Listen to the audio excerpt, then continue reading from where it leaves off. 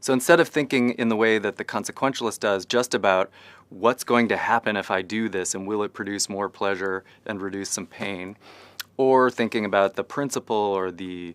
incentive or the duty that I'm operating on when I perform a certain action in the way that the non-consequentialist would. So thinking about, is it coherent, is it consistent, is it sort of in accordance with the moral law?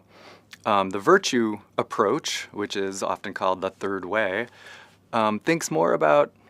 kind of living a certain kind of life over time. It's a little more diachronic in that way. Thinks about looking at people who you admire ethically and trying to do what they do in the kind of circumstances that they're in when you're in those circumstances. It's a little less about kind of figuring out with a kind of precise calculus what the consequences might be of any particular action, or trying really hard to look in respect to a particular action at exactly what the principle of your will is,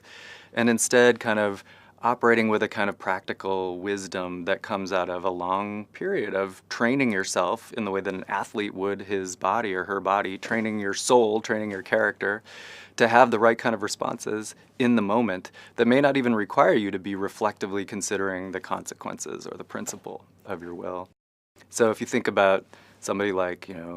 Mother Teresa, someone who we think is this incredibly virtuous person, you see her walking down the street and someone is suffering horribly next to her. There's a sense in which she just operates directly from her character, which has been built up over many decades, to help the person. She doesn't have to think about the consequences or think about the principle and whether it's consistent with the categorical imperative. She just kind of operates in that way. So she's a kind of moral exemplar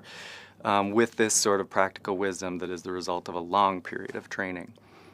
Virtue theory focuses then on the exemplars that we encounter, the kind of overarching flourishing that we go for as human beings, and stable character traits that we produce over a long period of time. And we'll see that when we're thinking about the ethics of eating, there's a certain way in which virtue theory can help us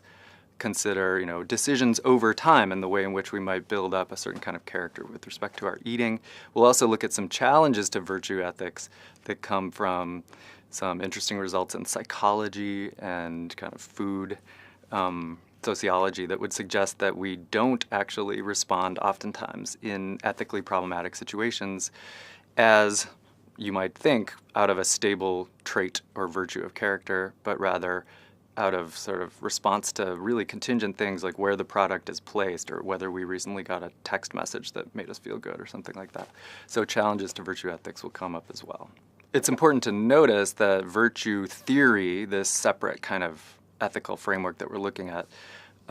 isn't the only one that talks about virtue. So you, of course, in a Kantian non-consequentialist tradition or a consequentialist tradition, you can talk about virtues, and they will have ways of talking about virtues. So the thought is just that this one, which is typically associated with Aristotle and neo-Aristotelian philosophy in the medieval period and even in the 20th century, they prioritize thoughts about virtue rather than thinking of virtues as these things that come out of right moral action that is really sort of articulated and defined in other ways by appeal to consequences or to principles.